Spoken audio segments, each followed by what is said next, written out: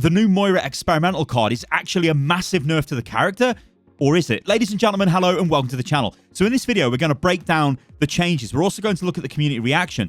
But let's start with this, because I've been playing loads of Moira since she dropped yesterday, just to try and get a feel for this as to what Blizzard are trying to do. And I think I've got some good ideas. So these are the damage changes. Biotic Grasp, attach angle reduced by 37%. This means it's harder to hit with this, so you do less damage. It's a straight up nerf. Biotic Orb Damage Orb now sticks to enemies when impacting them instead of piercing through them. Only deals damage if stuck to a target. Deals a constant 60 DPS to all enemies. Will remain on a stuck player for 3 seconds or until 120 damage is dealt to that player, whichever happens first. The orb is destroyed if it hits an enemy barrier. Reduced max number of bounces to 1. Increased projectile speed from 20 to 25. So what the hell does this mean for Moira?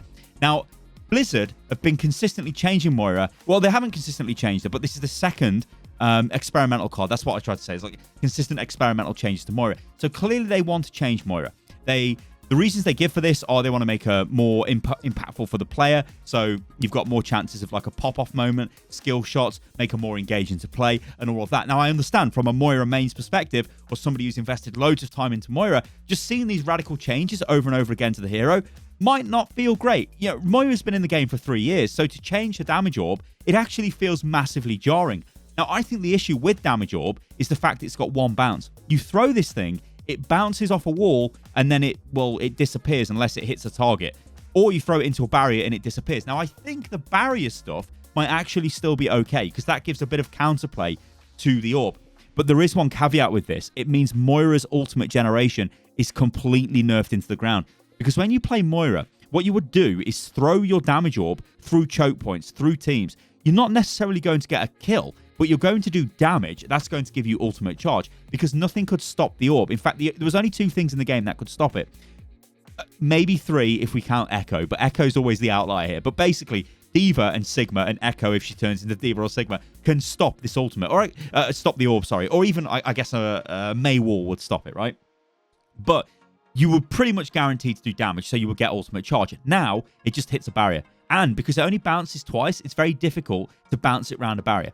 Also, a lot of Moira orb damage play would be predicting where the enemy are. Like, if I know where they're coming from, I might throw it down a choke, say on King's Row or whatever, bounce it off a few walls, and that's going to feel great.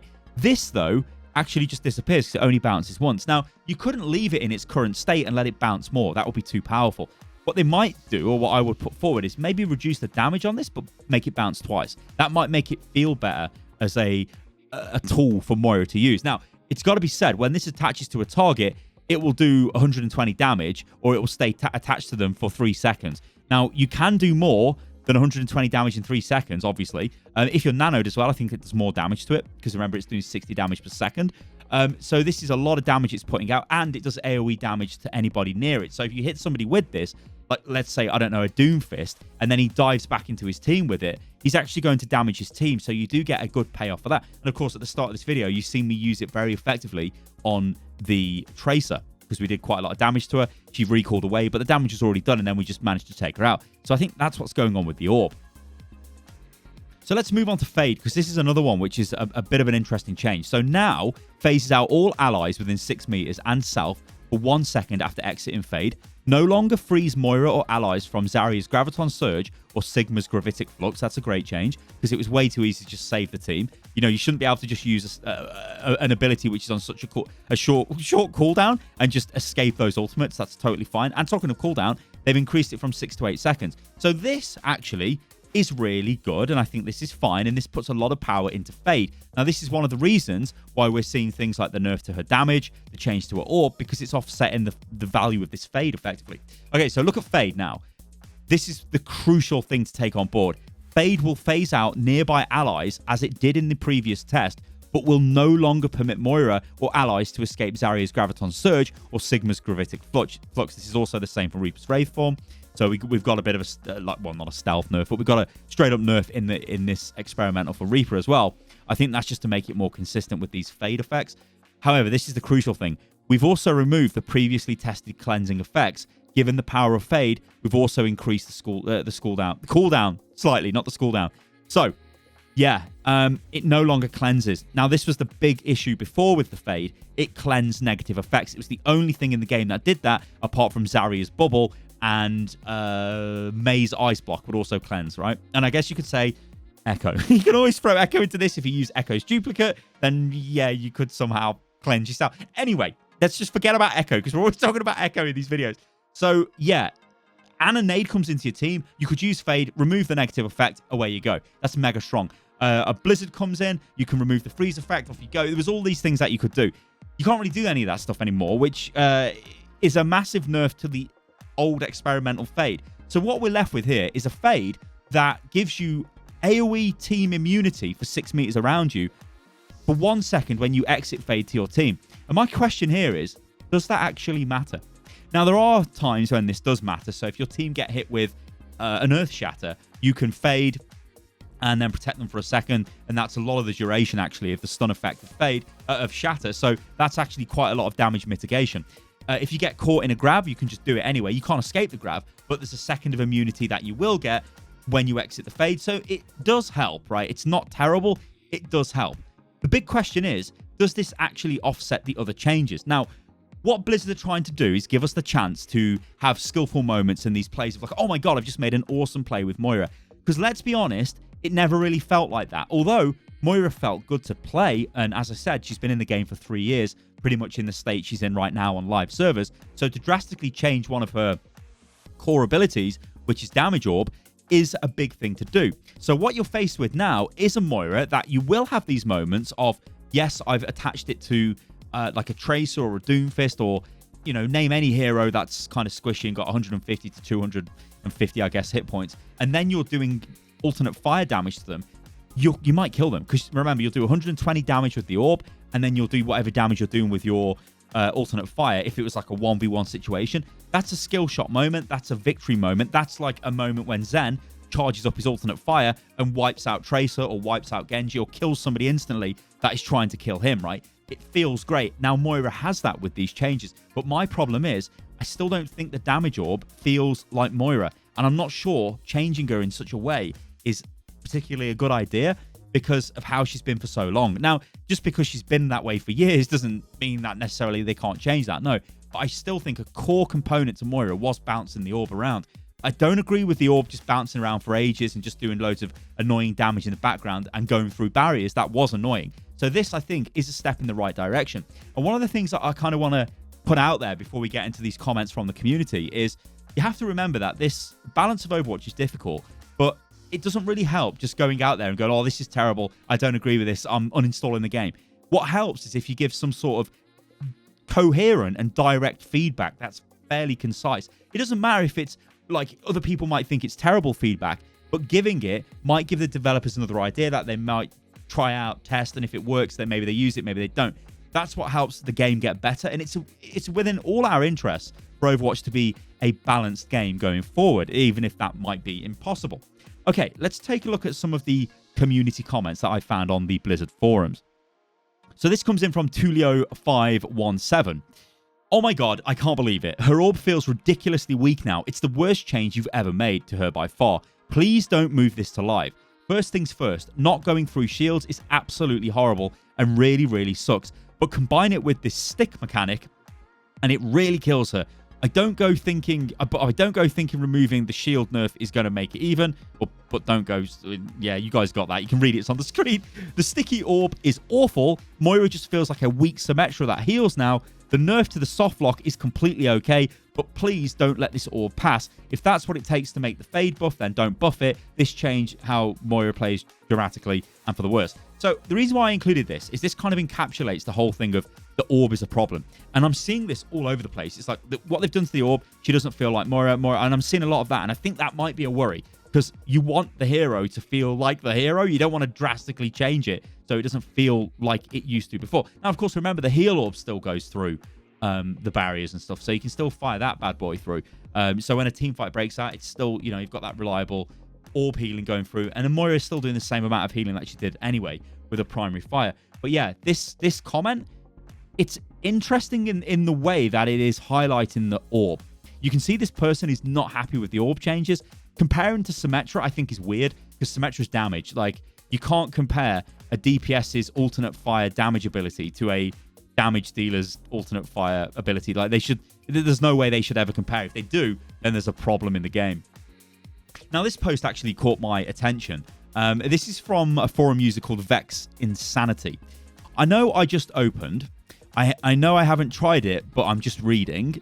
I will go over why I think this. Okay. Biotic Grasp. You now need to aim a lot more. So inconsistent self-healing and damage with no extra reward for aiming is a nerf, though one that would be fine without compensation. So the interesting thing here is this user hasn't played the change when it's making these comments, which is I always find weird. Like, at least give them a go. Don't just make crazy comments. But what they're saying here is actually correct. Biotic Grasp has been nerfed, so you would think there's going to be some sort of buff somewhere else, right? Something to make, like, kind of offset that loss. And I think the buff there is Fade, right? And if you land the skill shot of the damage orb now, you will kill somebody rapid. Like, it doesn't matter about not having that extra lock-on potential, right? You just, like, phew, it is a lot more. Anyway, this user goes on to say this. Orb. It has the same speed as Symmetra's orb on a 10-second cooldown. It must be a direct hit and does 120 damage to a target. So less than Symmetra's orb on a 10-second cooldown for exactly the same work. Oh, and it's not even burst. It's 60 DPS over 2 seconds. This is stupid. It requires more skill, but at least let the orb do burst or something, given its long cooldown. Remember, the healing orb remains unchanged and way more reliable. It was already the better option in 8 out of 10 scenarios, and now the damage orb is more unreliable for what seems like way less reward. Now, first things first, Moira is a support. You shouldn't just be going around damaging people, right? You should be trying to heal your team as well. But again, you've got this comparison to Symmetra, and I think it's just because Symmetra fires orbs. But again, I'm seeing this all over the place. You can't really compare the two. One is DPS, one isn't DPS. Now, this isn't entirely correct with the way the new Moira orb works, because it will hit a target. Sure, it'll do 120 damage to that target, but it will also damage at 60 DPS per second any other target around the Moira, around the target of the orb, sorry. So if you throw it into Doomfist, he goes back into the enemy team, and maybe he's next to an Ana or a Lucio. They're going to take that damage as well until the orb expires from him. So you can actually do quite a bit of damage with this, and that's where it becomes kind of a bit more potent. But it's way less reliable than it was before, because before, remember, you're just yeeting it through the enemy team. You're getting a lot of consistent charge. You're getting those sort of annoying kills as the orb just persists for a long time. And so, yeah, like, I think that the issue is Blizzard have got an orb, which I think they're trying to find the sweet spot for duration of the orb, and they're trying to balance it between orb duration and orb damage. Like, how fast do we want this to do damage? If it does a certain amount of damage, it can't be out on the field for very long. If we reduce the damage, can we make it last on the field longer? But then if it lasts too long on the field, then it might start killing people in annoying ways, when we've seen a lot of people get annoyed about that. It's really, really, like, it's super interesting. So it's not all doom and gloom on the forums. So let's take a look at some people who are actually happy with the changes. So Drow says this: I think it actually adds elements of skill and decision-making to her kit. Was lacking, hence why she was never viable, specifically the orb changes. The mouse too is self-explanatory, which is basically the alternate fire, but having less consistency and bigger skill gap is really good, I feel. Now, of course, I don't really agree with saying Moira was never viable. Moira was always viable. Her orb is definitely a lot more interactive now that it's not on its own player now, and you have to manually damage the target yourself. However, I still stand by the opinion that it should reduce the amount of damage the enemy does by half when stuck to them. Now that'd be pretty interesting, and maybe keep the damage, but have it at 50 total or something.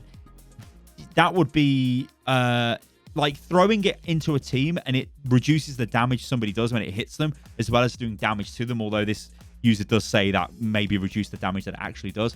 That might be a bit too much. And I think, honestly, that might make the ability a bit too convoluted. Because you want to think of it this way, right? Moira heals with primary, damages with secondary. Not Moira heals with primary, damages and debuffs, and does all other things with secondary. You want to keep it simple, right? Remember, Overwatch is a super fast game. So you want to be like, right, now's the time to damage, now's the time to heal, that kind of thing. Anyway, he goes on to say, the only one I disagree with is Fade. And even if it's on an 8-second cooldown, I don't think Moira having the ability to fade the whole team is a good idea. If it stays, I'd like to see it go to where she has to fade through people to cleanse them. I actually kind of like that idea. But my whole problem with this fade didn't need utility, because it is already utility. Survivability and uptime is huge utility, and it just feels weird to tie more utility to something that's supposed to be her mobility and escape. Other than that, I love the changes. Great work, Blizzard. So yeah, right. I mean, this I get what they're saying here, right? The fade, it was your mobility, it was your escape. But again, this is Blizzard trying to give you one of these skillful moments of, imagine if you perfectly time fade on somebody who's been charged, right? They're charged, you fade towards them, and then that 1 second of immunity keeps them alive as they get charged into a wall. No damage is done. You can turn around and start doing damage back to that Reinhardt. That would be a super high skill moment, and it would look good. It would feel good. And I think that's what Blizzard are doing. So they are going in the right direction. I don't think these are like, they're not like terrible changes. It's not like our Blizzard have destroyed a hero. And remember, this is experimental, so a lot of this can change and might not even make it to live. Obviously, the last changes didn't. But you can see where they're going, and I honestly think this is the right way to be going. Again, we could debate forever why they're constantly going after Moira. You know, maybe if Moira is just the focus, and it's like, we've got to make these changes to Moira. Do we see another Moira experimental card in 2 weeks' time after they've decided this one doesn't work? Or maybe this one does work and they put it to live. Who knows? So what do you guys think about all of this, right? It is highly complex, the discussion around hero balance in Overwatch. Moira had some issues and some annoying kind of characteristics to the character. A lot of it centered on the fact she throws out a damage orb, it bounces around, keeps going, and it kills you in the back line, and you're like, what has killed me? What the hell? We've all seen the memes. We've all seen that stuff. Blizzard are trying to address that, but they're also trying to make changes as well, which give Moira different bits of utility. The fade ability. You can go and you can make people invulnerable from damage for 1 second. That's actually incredible when you think about it. Maybe that could actually end up being a super OP ability, and it doesn't really matter too much about the damage orb. You could even say, does damage orb matter anyway? Moira is a healer. So if Moira's throwing damage orb out and she manages to find a gap or manages to sneak it through barriers or something like that, then actually that's skill off Moira, and it should remain like that. Let me know what you think, guys, in the comments below. And also, follow me on Twitter, which is @Stylosa, and let me know on Twitter. I have my Twitter open all the time, so I react to that pretty quick. So if you're sending me a message on Twitter, I'll probably see it and send it back. But I just kind of want to keep a level-headed discussion, or a level-headed discussion on balance in Overwatch, because it can be super easy to just go, this is trash, it's terrible, don't do this. It's actually better serving for the game if we sit back, look at the changes and think, is this the right direction? If it isn't, then maybe we should say this, or maybe we should try and do this, or put forward this idea because of this. Not just go in with a sledgehammer, it's terrible, what are you doing, Blizzard, and all of that stuff. Because that doesn't really help the game. Anyway, ladies and gentlemen, I hope you enjoyed the video and the discussion. If you did, remember you can follow me on Twitter, like I said, @Stylosa. Also, on Instagram, you can see pictures of my dogs. It's the same @Stylosa. And yeah, I'll catch you lovely lot on the next video. Toodaloo.